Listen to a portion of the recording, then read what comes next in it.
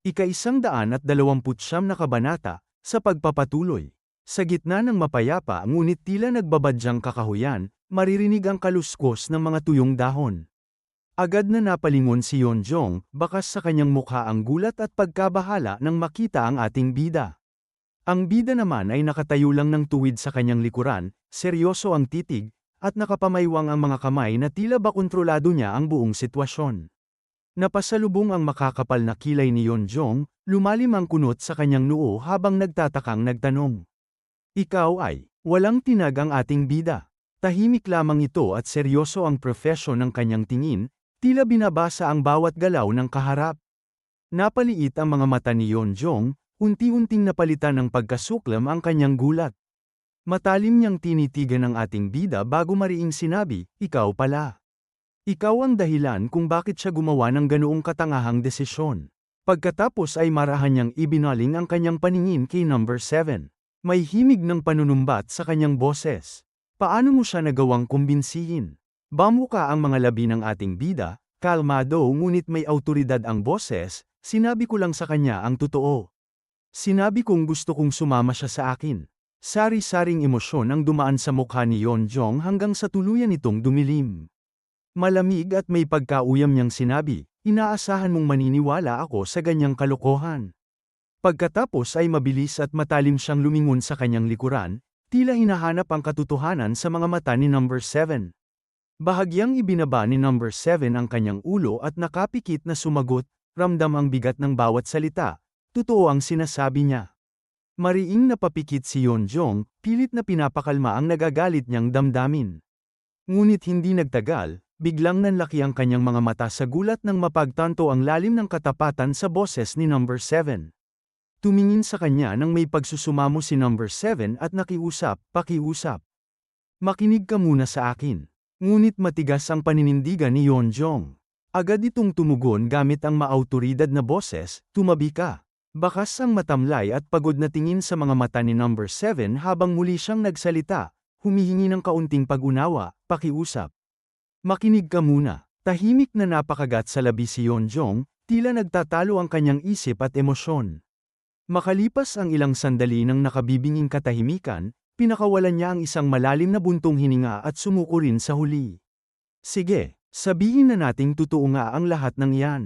Ibinabalik niya ang kanyang matalim na tingin sa ating bida, may hamon sa kanyang mga mata. Kung ganoon, paano mo ako balak kumbinsihin? Diretsyong tumingin ang ating bida sa kanyang mga mata at sumagot, balak ko ring maging tapat sa iyo. Napaatras ng bahagya si Yeonjong at napangisi ng mapait, mukhang napakababa ng tingin mo sa akin. Seryoso namang sumagot ang ating bida, walang bakas ng pag-aalinlangan, hindi. Tumingin siya sa paligid ng kakahuyan bago nagpatuloy. Kung mababa ang tingin ko sa iyo, hindi sana nangyari ang pagpupulong na ito. Ngunit sa kaibuturan ng kanyang isip, napaisip ang ating bida, akala ko mas mahirap siyang kumbinsihin kaysa kay number 7. Naalala pa niya ang mga nakaraang impormasyon, tutal, ang Nameless Warrior ang may kaugnayan kay Yeonjong, hindi si Baek Liden. Sinabi sa kanya ni Yeonjong na mayroon ka bang anumang maipapakita na magpapaniwala sa akin? Walang kurap na sumagot ang ating bida, wala. Sandaling natigilan si Yeonjong. Rumahistro ang matinding gulat sa kanyang mukha sa prangkang sagot ng bida. Pagkatapos ay napapikit siya, at sa hindi inaasahang pagkakataon, bahagyang napangiti. At least, tapat ka. Sa gilid, matalim namang tumingin si Yeonjong sa bida at sumang-ayon kay Yeonjong at sinabi na kung may sinabi kang mukhang kapanipaniwala, mas lalo lang kitang hindi paniniwalaan. Bahagyang lumuwag ang tensyon sa balikat ng ating bida, nakakagaan ng loob. Nawala akong anumang maipipilit para kumbinsihin ka. Ngunit mabilis na binawi ni Yeonjong ang seryosong aura. Hindi ibig sabihin niyan ay pinagkakatiwalaan na kita. Ngayong napatunayan mo yan, sabihin mo sa akin ang dahilan. Bakit mo gustong kalabanin ang organisasyong yon? Tahimik at may mabigat na paninindigan na sumagot ang ating bida dahil masasama silang tao. Naningkit ang mga mata ni Yeonjong, sinusubukan itong hulihin kung may pansariling interes ang bida. Hindi ba dahil gusto mong ikaw ang pumalit sa kanila? Mariing umiling ang ating bida. Hindi pera o kapangyarihan ang gusto ko. Tumingin siya ng diretso kay Yeonjong at idinagdag, ang dahilan kung bakit ko sila nilalabanan, ay dahil mas asama silang mga taong dapat nang maglaho sa Jangho.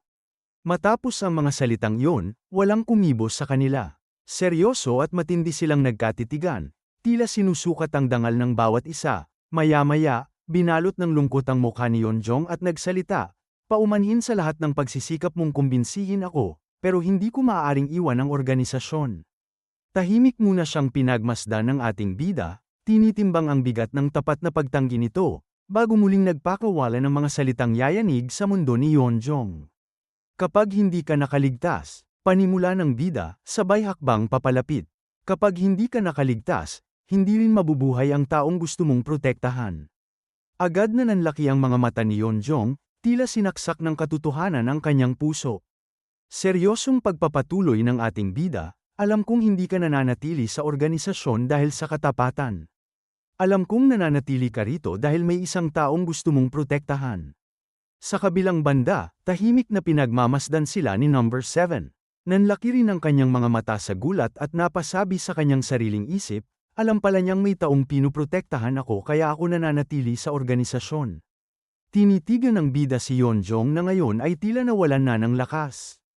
Sino ang taong sinusubukan mong protektahan? Mariing napakagat sa labi si Yeonjong hanggang sa halos mamuti ito. Nang inig ang kanyang mga balikat. Makalipas ang ilang sandali, sa pagitan ng kanyang mabibigat na paghinga, dahan-dahan ngunit may pait niyang sinabi, anak ko, sa narinig na yun ni Number 7, tuluyan nang nanlaki ang kanyang mga mata sa matinding pagkabigla, isang lihim na hindi niya kailanman inaasahan. Samantalang ang ating bida naman ay bahagyang napaliit ang mga mata. Seryosong naipitik ang kanyang mga labi bilang pagpapatunay sa kanyang hinala. Samantala, lumipat ang eksena sa loob ng isang madilim at malamig na silid. Isang matanda ang nakatayo sa tabi ng higaan ng isang binata. Gising ka na ba? Tanong ng matanda, mababa at banayad ang boses. Sumagot ang binata, nakapikit pa rin, opo. Dagdag pa nito habang nahihirapang itinaas ang kamay upang hawakan ang kanyang ulo, napakasakit ng ulo ko. Iniabot ng matanda ang isang maliit na bote ng Payaldores habang sinasabi. Heto, inumin mo ang gamot na ito. Muling sumagot ang binata, lalong hinawakan ng mahigpit ang kanyang ulo, may tono ng pagrerebelde, ayoko. Kapag ininom ko yan, makakatulog na naman ako. Tumingin ang matanda sa kanya nang may halong pag-aalala, ayaw mong matulog. Bahagyang iniunat ng binata ang kanyang likod, pilit na pinaglalabanan ang antok at sakit. Hindi, mas gugustuhin ko pang tiisin ang sakit ng ulo ko. Binalingan niya ng tingin ang matanda at mahina niyang sinabi, Lolo. Agad naman itong sumagot habang hawak ang isang lumang aklat. Anong yun? Nangungulila ang mga mata ng binata habang nagtatanong, kailan ko po makikita ang nanay ko? Panandali ang natahimik ang matanda, tila may nakabarang tinik sa kanyang lalamunan bago malamig ngunit pilit na sumagot, makikita mo rin siya sa lalong madaling panahon. Nanginginig na ang boses ng binata, hindi mapigilan ng pangungulila, hindi ko ba siya maaaring makita kahit sandali lang? Tumalikod ang matanda upang itago ang emosyon sa kanyang mukha habang sinasabi, kung gusto mo talaga, sumulat ka na lang ng liham para sa kanya. Nagtatakang napatingin ang binata, tila nabuhayan ng pag-asa, pwede po ba yun?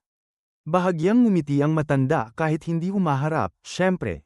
Makikita sa susunod na tagpo na nagsimulang magsulat ang binata gamit ang brush, habang tahimik at may lungkot na pinagmamasdan siya ng matanda mula sa anino. Patuloy ito sa pagsusulat nang bigla siyang dumaing ng napakalakas dahil sa sobrang sakit ng ulo. Dahil sa biglaang panginginig ng kanyang kamay, kumalat ang itim na tinta sa kanyang sinusulat na papel. Mahigpit niyang bumaon ang kanyang mga daliri sa kanyang ulo habang napapadaing sa matinding kirot na tila bahihatiin ang kanyang bungo. Nag-aalala namang lumapit ang kanyang lolo at nagtanong, ayos ka lang ba? Mariin pa rin ang pagkakahawak ng binata sa kanyang ulo, hindi makasagot agad. Makalipas ang ilang sandali, nang bahagyang hamupa ang matinding kirot, humihingal siyang nagsalita. May alak ba rito? Umiling ang kanyang lolo, bakas ang kakulangan ng mapagkukunan. Mahirap makakuha ng alak sa ngayon. Bahagyang napatingin ang binata, may inis sa kanyang mga mata. Kung ganoon, may magagawa ka ba sa lintik na sakit ng ulo kong ito? Tumingin ang matanda sa nagkalat na tinta sa papel bago sumagot ng may pagkaaba, pasensya na, pero wala akong magagawa. Iinom ka ba ng gamot? Mahina namang sumagot ang binata, isinandal ang likod, mamaya na. Gusto ko munang manatiling gising sandali. Nagumpisang maglakad ang binata habang sinasabi, mukhang pagod na pagod ka. Sumagot ang kanyang lolo na matagal na rin akong hindi nakakatulog ng maayos. Dagdag pa niya sa kanyang lolo habang umuupo sa kama na habang tumatanda ang isang tao, mas umiikli ang oras ng kanyang pagtulog. Kaya naman mas mahalagang matulog ng sapat at mahimbing. Bahagyang napangiti ang kanyang lolo, isang ngiting may lihim na kahulugan at sinabi na, "Hindi ba habang buhay na rin naman akong matutulog kapag namatay na ako?" Bahagyang napangisi ang binata, pilit na binabalewala ang tindi ng sitwasyon, huwag mong pangunahan ang sarili mong kamatayan. Tahimik lamang siyang pinagmasdan ng kanyang lolo habang bumabalot muli ang seryosong atmosfera sa silid. Pagkatapos ay nagtanong ito sa malamig na tono, "Kumusta na ang ritual?" Sumagot ang matanda ng may pinal na desisyon, ayon sa tamang pagkakasunod, kailangan muna itong isagawa kay Matt Shulgan. Nagsalita ang binata, may bahid ng pagdududa, hindi siya basta-basta papayag, hindi ba? Napabuntong hininga ang kanyang lolo, tumingin sa malayo bago sinabi, mayroon bang kahit ano sa mundong ito na nangyayari ng eksakto ayon sa ating kagustuhan? Kasabay ng mga salitang yon, makikita ang isang mapanganib at misteryosong ngiti na gumuhit sa mga labi ng binatilyo. Bumalik ang eksena sa kakahuyan kina number 7 at Yeonjong. Basag ang boses ni number 7 nang magtanong ito, bakas ang pag-aalala. "Ikinulong ba nila ang anak mo?" Makikita ang seryoso at lugmok na mukha ni Yeonjong habang tahimik na nakatingin sa ibaba, hindi makasagot dahil sa tindi ng emosyon. Pinagmamasdan naman siya ng ating bida nang may malalim na pangunawa habang iniisip sa kanyang sarili, marahil, inaasahan ko na ring ang salitang anak ang lalabas sa kanyang bibig. Naalala pa niya ang mga nakaraang tagpo habang patuloy na nag-iisip, kahit noong insidente sa Golden Banquet, handa siyang isugal ang sarili niyang buhay upang manatili sa organisasyon. Hindi niya pinahahalagahan ang sarili niyang buhay. May isa pa siyang buhay na kailangan niyang protektahan, kahit kapalit pa nito ang sarili niyang buhay. Kaya naman hindi na ako nagulat nang sabihin niyang anak niya yon. Nabaling ang pansin ng lahat nang magsimulang maglakad ang ating bida papalapit ng bahagya at binitiwan niya ang mga salitang nagpatingkad sa pag-asa sa mga mata ni Yeonjong na upang mailigtas ka. Uunahin kong alisin ang Western Scholar. Lumingon ng bahagya ang ating bida, seryoso ang mukha, ipagpatuloy natin ang pag-uusap na ito sa ibang pagkakataon. Habang dahan-dahan siyang naglalakad papalayo at nawawala sa anino ng kakahuyan, napasabi ang bida sa kanyang isip, unahin munang lutasin ang agarang problema. Dagdag pa niya habang nakatingin sa unahan, iyon ang tamang paraan ng pagharap sa mga bagay. At dito na po nagtatapos ang ika-129 na kabanata.